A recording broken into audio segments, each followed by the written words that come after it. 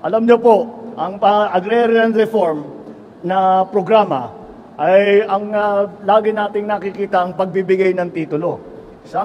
Hindi talaga totoo naman. At yan ang pinakamahalaga. Ngunit, ang kasama po sa batas ng agrarian reform ay meron ding suporta lahat sa pamamagitan ng mga makinarya, sa pamamagitan ng mga ayuda, sa pamamagitan ng technical support na dadalhin ng agrarian reform para talagang mas maganda ang ani na makikita ng ating mga magsasaka at mas maganda ang huli ng ating mga ngisda. Kakaloob din kami na mahigit 600 farm machinery at equipment na nakakahalagang 20 milyong piso upang tuluyang umusbong ang inyong mga sakahan. Pabibilisin din natin ang pag-ani ng inyong produkto at paghahatid ng pagkain sa mga mamamayan nang matugunan ang tumataas na demand sa pagkain sa buong bansa.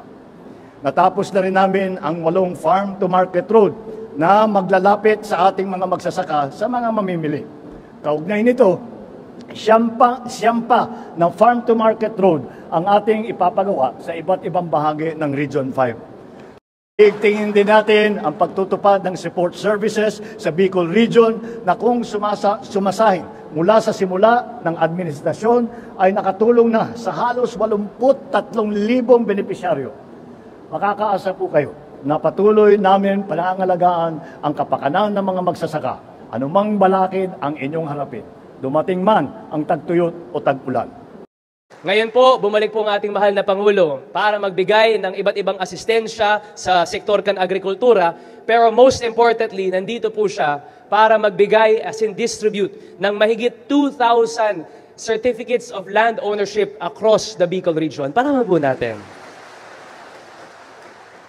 Sa mga hindi po nakakaalam, it was actually the late President Ferdinand Marcos Sr. na nagsimula o na nag-initiate po ng kagaya pong itong distribution ng land as in land reform when he signed the Tenant Emancipation Order in October 1972. Decades later, the torch of land reform has been passed to our current President, Bongbong Marcos Jr. His unwavering determination to fulfill his father's promise to landless farmers stands as a testament to his unwavering commitment to serve the Filipino people, particularly the marginalized and agricultural sector. We are deeply grateful for the support of our beloved President, Bongbong Marcos Jr., whose efforts have paved way for this momentous occasion that will undoubtedly empower our farmers, elevate the agricultural sector, as well as drive economic growth and prosperity in the province of Camarines Sur and the Bicol region. Unang marites na nasagap ko, naririto pala si Don Dominador Apa Sr. ng Tigalabmanan, Camarines Sur. Nasaan po siya? Nandito ho ba? Tumayo nga ho si Don Dominador. Dominador Apa. Ayan po, si Tata Dominador. Naririto rin po ang ating nanay, si Nanay Faustina Repia ng Owas Albay. Si Tata Dominador, 87 years old na ho yan. Si Nanay Faustina, 85 anyos. At ang balita ko, nasagap ko sa Marites natin, narito rin ho si Nanay Ilumina Benitez. At siya daw ho ay 84 years old na. Ganon din po si Tata Crescenciano Colangong ng Polanggi, Albay. At ganon din ho si Nanay Gabina Lope ng Uson Masbate, 88 years old po. Naririto po siya. Ito pala, dito pala. At si Tata Edgardo Sael ng Camarines Sur din. Nandito po siya.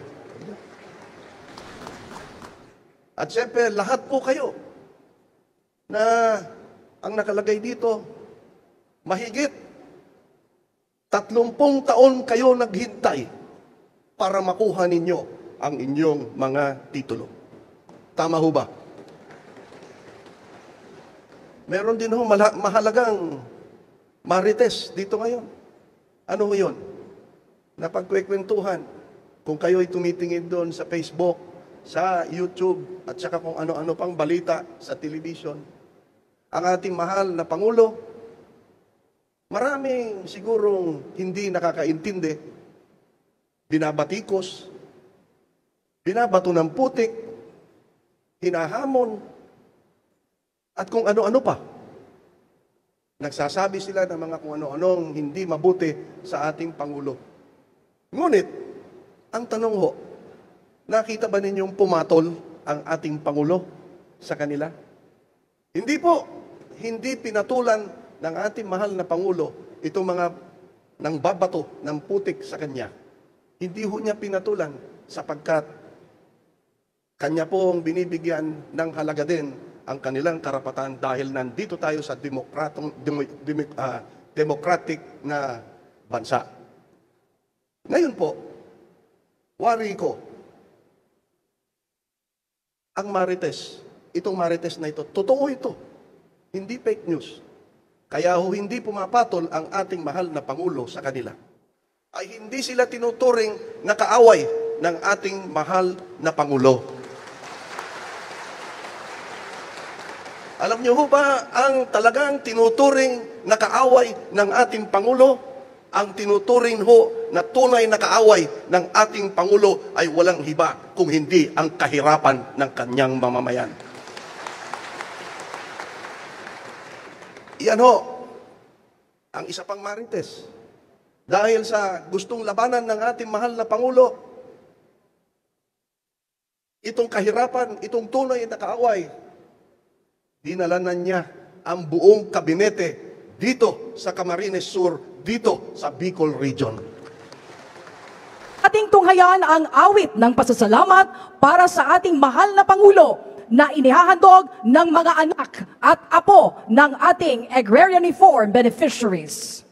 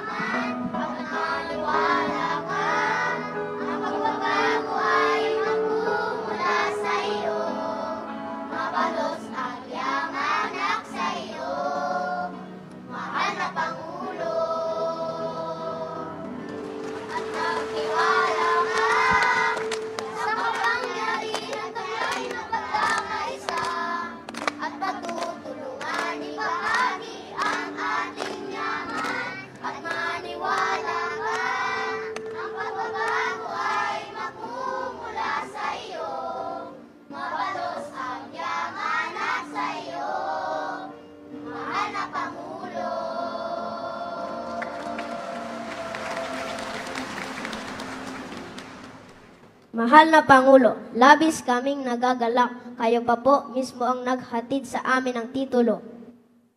Dahil sa lupang ito, naging maliwanag, matiwasay, at matatag ang aming kinabukasan. Kami po ay lubos na nagpapasalamat. Pwede po ba kami magpa-selfie? Please po!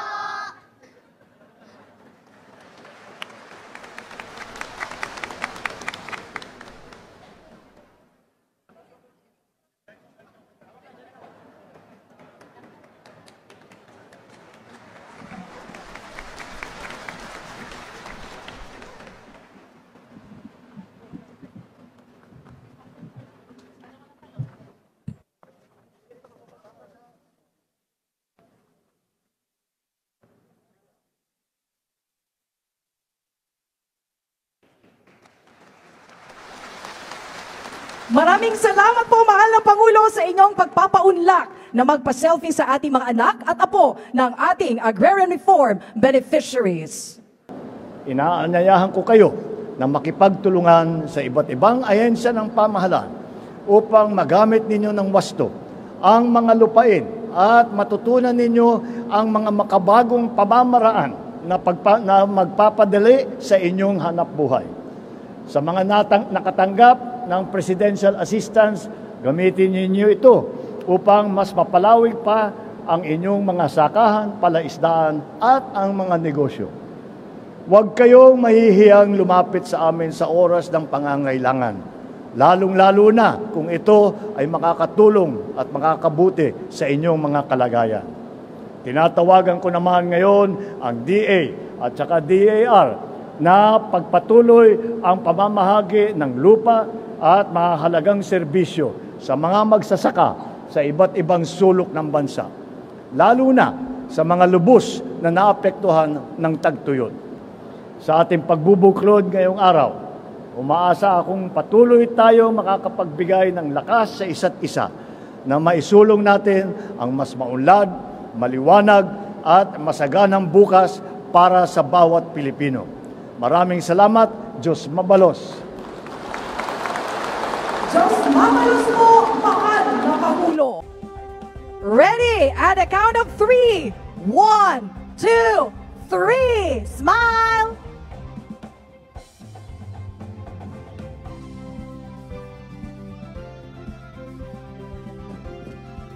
Aalis, Diyos mabalos po.